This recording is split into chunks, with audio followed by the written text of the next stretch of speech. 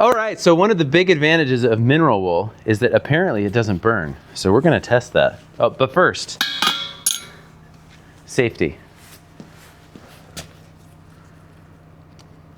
Okay. Are you ready? Ready.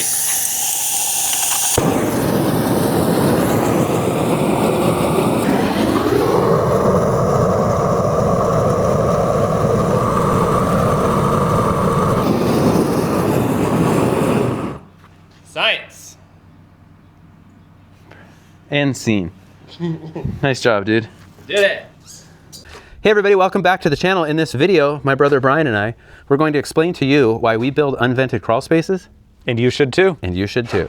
Okay, so what's the difference between a vented crawl space and an unvented crawl space? Well, you know, we've built what, 400 or 500 houses if you include Dad. Typically you've got these little vents that go all around the foundation, sometimes they're in the wall, but basically what you're hoping for is that there's some sort of a pressure difference from outside to inside, maybe wind, but you can't control that, and that's going to keep the underfloor safe and healthy. That's the code rationale for it. But if you go with an unvented crawl space, we'll talk about the benefits later. You're just unventing the crawl space. You're just sealing it up so that it behaves much more like the whole rest of your building. Yeah, so the difference between unvented and vented is one is vented, one is not, and we're relying on passive, like the idea that vents are a certain distance from the corner, that we're getting cross airflow. Exactly. And so any kind of soil gases, that kind of stuff is just going to vent out. Yep. Okay. So what are the benefits of a sealed crawl space assembly? Basically, instead of this being a buffer space that is kind of indoors and kind of outdoors, you can create your own interior environment. In the IBC, it's actually interior environment is what it's talking about. So in the summertime, like right now, hot, humid air, maybe there's even smoke. Smoke in the air, Timmy, smoke in the air. You get to seal it all so it doesn't come in. Where that's a really big deal is if you have any of your mechanical ductwork in the crawl space. So that can very easily hijack that air and start distributing it throughout the whole house, which then makes basically people not be as healthy inside. One of the biggest topics, as we know from the last few years, is indoor air quality. But instead of it being just people who are coughing, there's also the environment that we live in. Like today, we've been watching the wildfire smoke from the whatever, staircase fire, I don't know what they're calling that, but we've been watching it come in. The sun is kind of reddish today. I guarantee you if we had an IAQ monitor right now, we would see that it's unhealthy. But we have no choice today. Yeah. But if we can have a choice, wouldn't it be better to build your house even in a sealed area that we could control everything, everybody would feel better. Use that same philosophy for the house that you build. Why not build a house so that when people are spending 8 hours every night asleep, plus breakfast, plus dinner, make the indoor environment as clean and healthy as they can. And really the only way to do that is seal things up. So we're already looking at indoor air quality in the living space. How does the indoor air quality in the crawl space that almost nobody's gonna ever get down there? How do the two like interrelate? So at a minimum, you might get some infiltration through your subfloor system, just due to the buoyancy of air or whatever might happen, pressure difference. More likely, we have ductwork in the crawl space, and so if you have all this air that's down here, try as you might, you're probably going to have some leaks. It will tend to suck that in and distribute it throughout the house. You just created a highway. So we can't control the air outside of the home. An unvented crawl space means we can't control the air underneath, but the vented crawl space means we can control that air too. But what if it's not smoky? The other side of it, which is more what the industry is aware of, is mold, risk of condensation, things like that. So on a hot, humid day like today, the air, like a sponge, can hold more water vapor. If that's in your crawl space, and you're probably going to be in air conditioning mode, if you're in Mississippi, Georgia, Alabama, super hot, super humid, your air conditioning, your ducts are going to get cold. So because it's warm, we're running our air conditioning. Because it's warm, the air has more moisture in it. And then it's going to hit this condensing surface, and we're building with wood. You're going to end up getting mold and condensation. If that starts getting into the ductwork, yet again, you're now going to take that and bring it up into the living space. So we're trying to just eliminate that communication from the outside to the inside. Okay, now, so I know when you and I talked before the video, we're Washington State, we have our energy codes, we have what's the blower source score that we're shooting for? It's at least for code. I think it's 3 now, but I honestly don't know because we always beat it. Nice. That's a humble brag for a building science guy. That was unscripted, that's unfiltered Brian. Okay, so. Filter joke? I don't get, oh yeah, nice. And layers upon layers. So Washington Energy Code, does a sealed assembly help us in the crawl space? Does that help us meet our blower door scores? Yeah, I mean, try as you want. You're going to have plumbing drops. You're going to have a crawl space hatch that's 24 by 30. You're going to have a place that as you're doing your blower door and sucking air out, it's going to be coming in your mud sill, all of those places. It just is what it is. I mean, it's designed to vent. Naturally, then every penetration is going to come through. Okay. Yep. Okay, so you mentioned the hot, humid climates. We're humid today, but typically in the Pacific Northwest, what is our average temperature like? 77 degrees in the summer? Yeah, our high highs and low lows. Actually, it's the low lows that we're more concerned about here. Generally speaking, when it comes to sizing your mechanical systems, you size it for heating. Even in the southern climes, if you size for heating, typically the air conditioning sizing takes care of itself. So we are a heating-dominated climate. We don't have to deal with the humidity quite so much. So by sealing it off, when it's, we get in the 20s in the wintertime, we're not having 20-degree air coming in here and getting it colder. Now you have to pay to heat that air. We've got the cold air return is what it's always called here. In the industry, it's just a return air. But the way we were raised, it's a cold air return. It's a closed loop system. You want it living almost like in a swimming pool, staying warm and temperate instead of always introducing cold or hot from the outside. And so then how does that relate to the comfort of the occupant in the house itself? I would suggest that they're probably never going to notice it because the heating system itself is going to be sized to be just fine. We have an airtight building enclosure. Okay, so I can understand how this might benefit the client or the homeowner in the hot, humid South. We are not in the hot, humid South. We're in the Pacific Northwest. Nice, like middle, not too hot, not too cold. So what's the benefit then for our clients with the sealed crawl space? Basically, it will save you money on your heating bills. How? Because while you say it doesn't get that cold, we get pretty cold. From December through February, we're not going to get above maybe 40. We get down into the 20s. And you want your air inside to be 70 to 72, let's say. 67 in my house. 67. He runs hot. If you don't have to bring that temperature up of the air, that takes energy no matter how you cut it. So if you can have it to basically be that you're recycling your air that you've paid to condition instead of reconditioning cold air, even if it's not entering your system, you're going to have your ductwork and your blower motor and all that in a cold fluid. I know that sounds weird, but that's how I view it because the air is a fluid. I don't understand. Would the simplest way to say that be?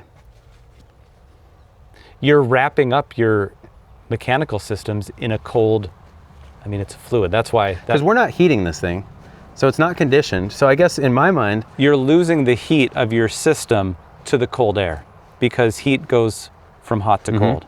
It's insulated but not heated in the crawl space. Like normally we would be insulated in the floor joists. I'm just thinking through You're this. keeping cold air from coming into the crawl space and affecting your mechanical system. Okay, and that would maybe be a good segue to when we hop down and then we talk about, because the concrete ain't doing that. Right. It's the insulation. Although actually it's sealing it. If we didn't put any insulation and we sealed it up, this would be a totally temperate environment. I guess that was my question. So, okay, I get that the hot, humid South, we're trying to keep that moisture-laden air from getting in, but we're not in the hot, humid South. We're in the Pacific Northwest, which is pretty temperate. I guess I don't understand then what is the benefit of the sealed crawl space here? It's the other side of the coin.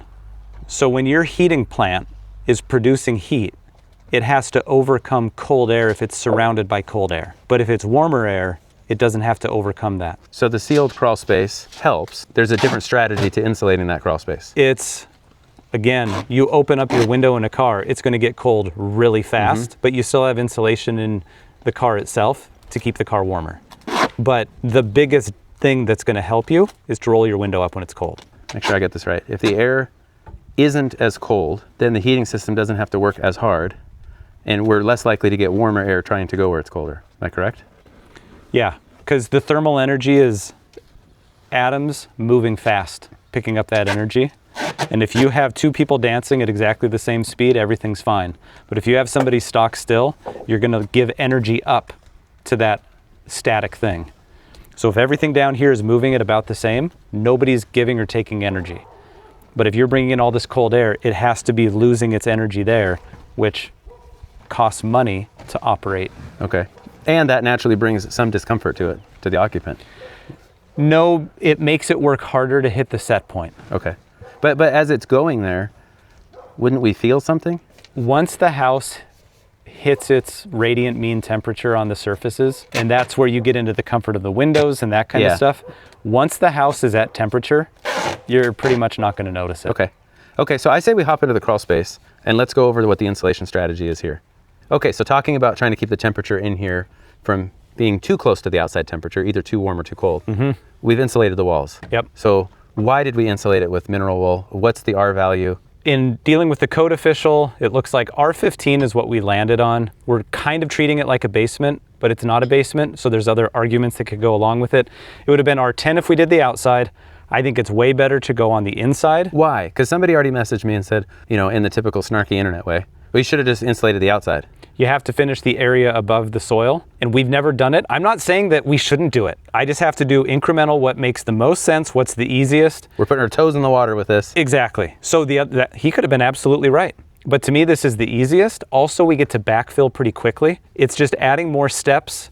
And for us, we want to get everything back with the soil side as quickly as we possibly can. And then you've been able to do all this work. Is there a benefit? Because I'm looking at this, we've gone right to the top of the mud sill. So we got 4-foot stem walls, nets out to the top of mud sill, 2-foot by 4-foot bats, perfect. If we had insulated the outside, the top 6 or 8 inches would have no insulation. No, you still insulate to the top. You still insulate it, and then you have to finish that for appearances. That's the point. This is way smarter. Yeah. Yeah, and I will mention for your viewers, make sure you know if you have insect inspection that you have to have. So your detailing might be a little bit different. We're happy here because we don't have to deal with that. Okay, so explain what we're doing with the mineral wool, or why do we go with mineral wool? Is there other options? I mean, if I can be direct, we work with companies, although we did pay for this. If I can get into it a little bit, I do like to think about the environment and carbon. I'm not a fan of foam. I am not anti-foam, but I prefer to use mineral wool when possible, or fiberglass or something like that. So just to explain, I mean, if you're watching the channel, you know, Awesome Framers does sponsored work for companies. Brian works with the Build Show. Sometimes that involves sponsored work. So you have a relationship, at least to some degree, through Build with Powerwool. Yep. And I have a relationship with you. Yes. So there's the full disclosure. Yeah. Would we do this if there was no relationship? Is this type of insulation, would this be your insulation of choice? Yes, because the other factor is you have to pay attention to fire code, and foam will propagate smoke and fire. We're trying to save people, not give them an unhealthy place. So I don't have to do any cover board. There's insulations that you could use that are foam. Let's just keep it simple there. So that simplifies it. It's also incredibly fire resistant / fire proof. So I think as we're dealing with wildfire smoke, wildfires, things like that, if we can keep hot air from getting into the crawl space, we also harden it more so when we're using a mineral wool like this, it's better for the occupant. I tell you what I like about it is that even though these are 2-inch thick, so we double layered to make 4-inch thick, Jordan and I flew. The learning curve is a small bump. It is so easy to install. 2 pins per, even the tools aren't that expensive. So from an installer's perspective, this is so simple. We had 2 hours, 200 lineal feet, 4 feet high, seams staggered. Double rows, I don't know if you said that. Yeah, right? And it was primarily 2 of us for most of that. Yeah. So that's pretty good because we're not insulators. It's hydrophobic, so it's also not gonna, which means water fearing. So it's not gonna be holding onto the water in its pores. Yeah, it's pretty great. Okay, so that's thermal. What's the layer behind this? It's similar to what we're standing on. Yeah, so that's the vapor barrier. Washington State, you have to have 6 mil, not millimeter. Just get that right. 6 mil thick, the black stuff that we've seen forever. Other places in the country don't do that. It's in Washington State's code. So we're using a 10 mil ISI Viper CS that goes all the way up and under the mud sill. So that's to protect from vapor. Okay. As well as the soil gas more on the flat. I'm not worried about it coming through concrete. Radon that we have to solve for here. And that's a code. That's a code thing. Okay. And then the CSX we put on the flat just because it's more comfortable. It is. I mean, we've just been on our hands and knees all afternoon. My theory, I have no evidence to prove this, but it's like if you're already doing a hard job and it's a little bit more comfortable, people aren't gonna, not even like they're trying to be bad, just be like, it's good enough, I'm gone. Yeah. So we've got plumbers that are gonna be here, HVAC is gonna be in here. Another advantage is this being white. When you have light down here, it's gonna reflect up into the joist bays. And I think that's another thing, if I can digress, thinking about MEP, it is so much easier to remodel your house when you have wide open floor joists. So for the viewer, all of the insulation on this crawl space is against the walls. It's like, And then over here, they will bat insulation the exterior pony walls. Yes. So very little insulation. And the reason why, as the framers, we're doing this vapor retarder stuff now is because we're standing. There's no floor joists here for us to whale our heads on, and it's not dark. You could do termination bars. You can have people crawling around here after the fact, which we did on the last one, or 2 houses ago. This is just the easiest sequencing wise that you can get. And then one other thing, since we talked about the vapor retarder on the walls, underneath the mud sill, we have the double-sided tape. The double bond. Double bond, so it sticks to the concrete. We pull the liner, and we rolled it all. We found it stuck a lot better if we rolled it, just like we roll other tapes with J-rollers. Then the plastic goes on top of that, comes down the wall. So that is part of our air sealing strategy. Yeah. But then just a little further on the sealed crawl space, our exterior air barrier is going to be Zip R6 that will get taped to the concrete. So then this all just goes right up the walls all the way up to the attic. Exactly. Okay. And then as far as future homeowners and all of the trades, because there's no insulation in the floor joists, remodeling is easier. If there's ever issues like a dishwasher fails and it leaks, much easier to repair underneath. You can see it all, but those are really big benefits. Okay, so I guess the one question that I would have, we did vented crawl spaces for years. We are comfortable with code on that. Like we just intuitively knew where to put vents in the foundation walls, that kind of thing. What does the code have to say about a sealed crawl space? Is it code compliant? Yeah, no, it's not at all. Just kidding. Tear it out to me. So IBC is different from IRC. International Building Code for commercial structures, IRC, typically just call it for houses. You have to bounce around the different chapters in the IRC, and you have to get into your local energy code. It all kind of plays in the thermal stuff, this and that. So there's not just like a pamphlet that says do this. No, I think it's AF, which is Appendix F, is radon mitigation. It has its own set of details. So you have to kind of go all over the place to get here and make sure that you're doing it right. So where we're at, there's certain counties in Washington State that it is illegal to have an unvented crawl space because of the amount of radioactive. And what is that? Because people will say that. What does that mean that it's illegal? It means that it's not legal. I get that, but you know, it's know. like, it's not a felony, it's not a misdemeanor, but when you're not meeting code. If you look at the penalties for not meeting the code that can be levied against you, it's nothing to play around with. Okay. So yes, I am using the word illegal. We have to obey the code for our particular jurisdiction.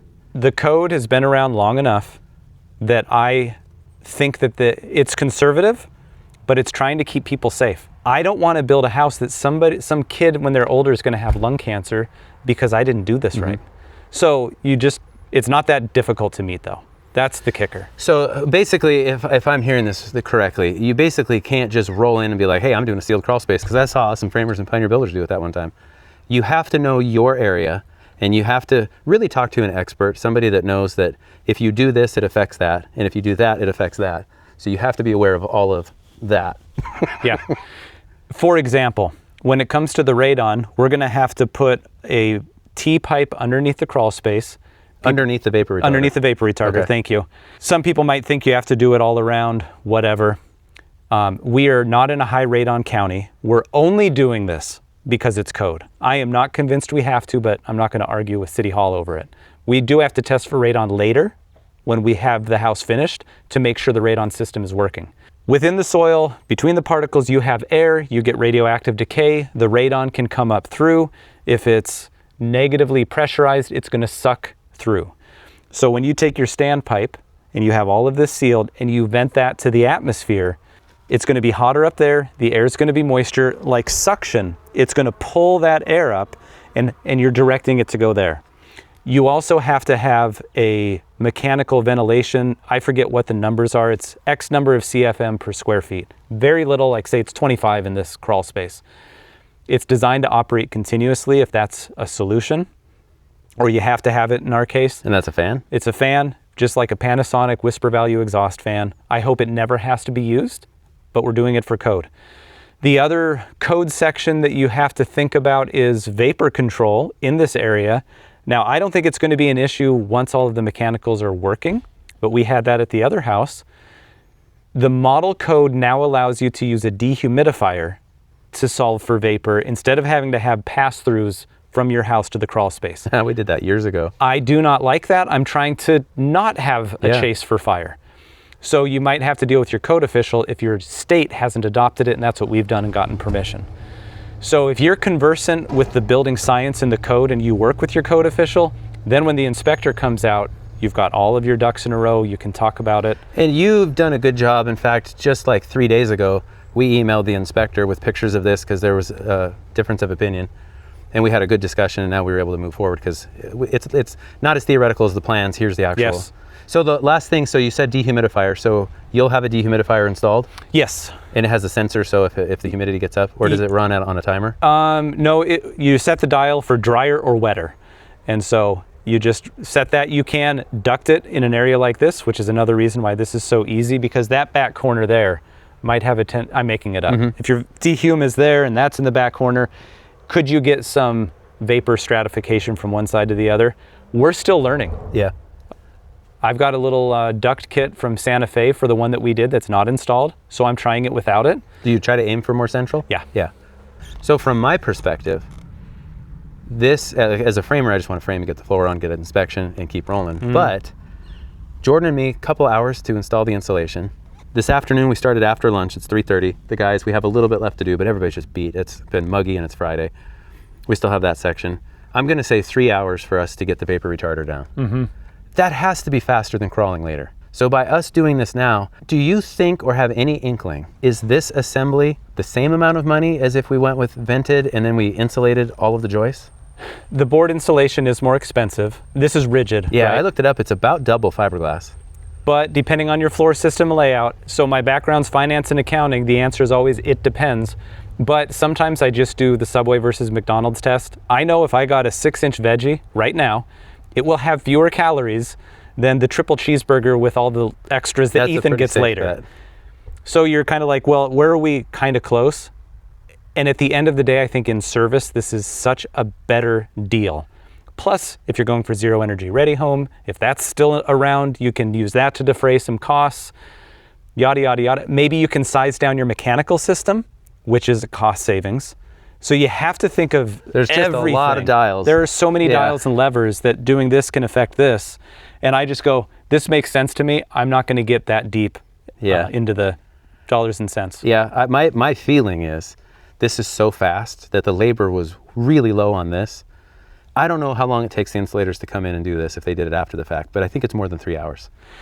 And I think a benefit for us is the market's been pretty slow. Housing prices are high. We're not selling houses nearly as quick as we want. We're not building them as quick as we would like to.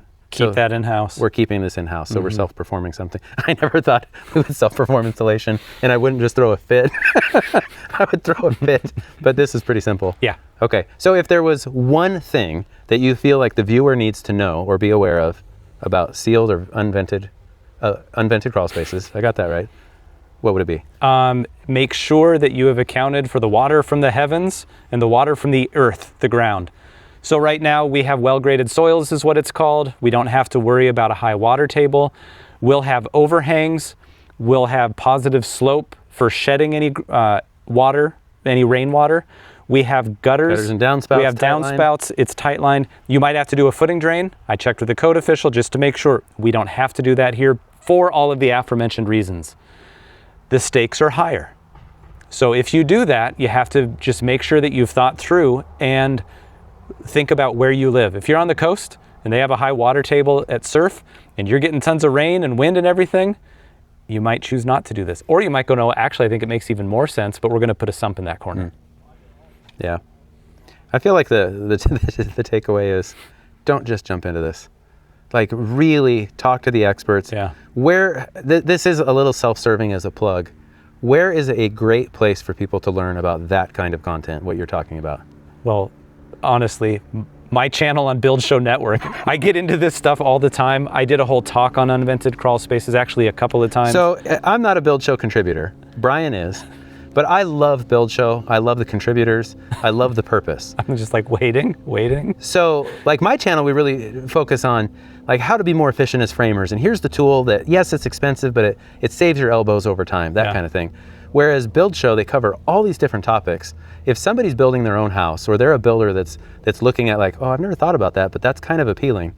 Don't jump in, go spend time at Build Show. Is there another reference that really talks about this that people can Green Building Advisor is a good one. Buildingscience.com might be the website. But anyway, Joe Stiebrick's website's a good one. Science Corp. Yeah. And then his he's got some really nice just little morsel YouTube videos that he's producing now that are just great.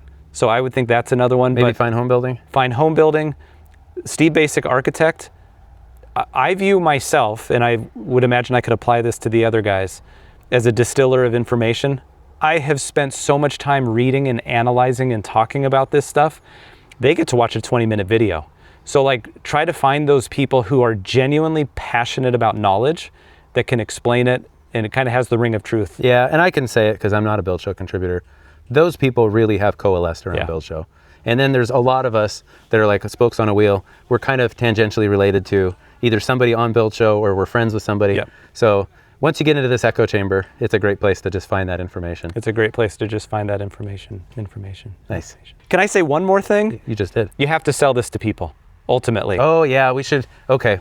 Yeah. So you can do all this stuff and feel really good about it, but if people don't know it, let's say it costs more, or it'll make your house differentiated. People talk about their houses. So this is going to be unique. Make sure that you can articulate it to people, or just send people this video as to why it's a good deal. From the house inside, if you don't have huge moisture swings, it's not so much temperature. If you don't have high humidity and low humidity, and you've got good furniture, hardwood floors, like we always do solid oak, those types of things, you're not going to get the expansion and contraction and have those issues. Maybe you have some nice instrumentation. You don't have to worry quite so much about trying to manage the humidity because you're not trying to manage what's outside. Okay, we'll leave it there. Leave it there. Okay. Okay, so thank you for watching the video. Probably some of what we covered is raising questions. Put the questions down below or send them to Brian. I mean, if you send them to me, I'm probably just gonna text Brian. But seriously, go follow Brian at The Build Show. The other contributors cover a lot of this information. Steve Basic Architect, go follow him on YouTube. I mean, he puts out such an insane amount of content that none of what you've talked about isn't available. It's there. It can just be sometimes hard to find. But anyway, go follow Brian on The Build Show. While you're on The Build Show, whatever it is, buildshownetwork.com, you can browse through. You'll find a lot of these topics. I'm sure you can even search there. Green Building Advisor has the details. So anyway. And if I could do one plug, Build Show Live, October 16th through the 18th. This video might be posted later, but if it's posted sooner, October 16th through the 18th in Dallas. In Dallas, and Timmy and I will be on stage together. What are we talking about? We are talking about basically structural load paths. Yeah, and some of maybe the simpler ways we can connect those things all up. Yeah. So you gotta come to Dallas. We'll make sure this video is published October 16th to the 18th. And follow our channels because I think I still get to do a giveaway for a Build Show ticket. Oh, cool. Yeah, and if not, I put my stories, the others that are doing that. I think somebody did that today and it's in my stories. So anyway, thank you very much for following along. Go follow Brian. If you have questions, put them down below and we'll do our best to get them answered. Okay. Cool. Yeah, and then I think Monday I'm just gonna... Hey, top of the morning to you, everybody. It is 7:55. So let me show you what we are up to. This is an unvented crawl space. So we are running the vapor retarder. This is an ISI product. We're running that on top of the wall. Let me just show you. This is what the double-sided tape looks like. So we'll just peel that liner. So as we go along. So we got here a little after 7, rolled out, ran the double-sided tape, and now we're doing this stuff. And this is fast. So we're gonna put all the vapor retarder up, then the mud sill, then the insulation, then the pony walls before we get started on any of this. So stay tuned. This is mostly just to track how long this takes us. So right now, 7:55.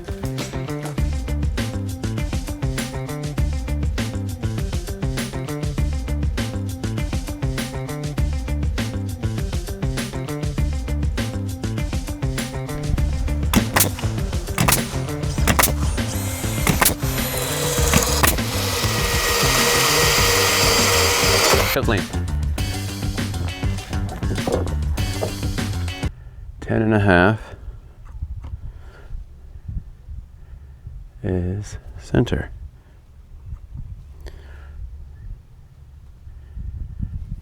Well, I don't really need both of these, so. Hey Jordan, think fast. All right, I don't really need both of these. Jordan, think fast. It has been a rough start to the day. I was up all night. I'm still sick. Sleeping in a chair, trying to. I was just up all night.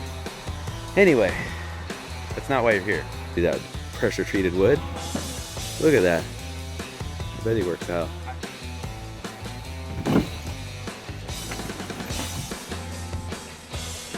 Yeah,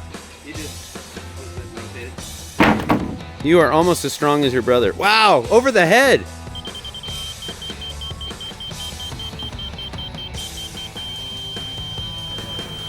Okay, so that is a control point. We're gonna call that CP for control point. Tight and add about 1/8 of an inch.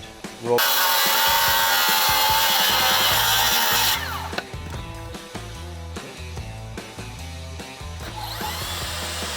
5810. 5810.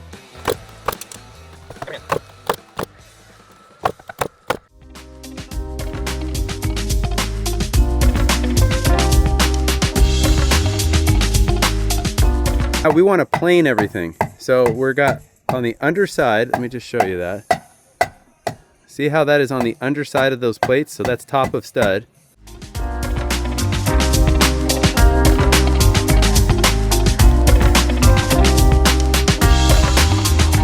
it now. Whoa. But can you do that in a high heel? You know, I've seen that challenge. That is impressive. You know, this new generation. Oh yeah, if you could dodge the plastic bat, you could. So what I'm standing on is a pony wall. They don't need to be 2x6. We have a post and beam detail, which is how we used to frame crawl spaces.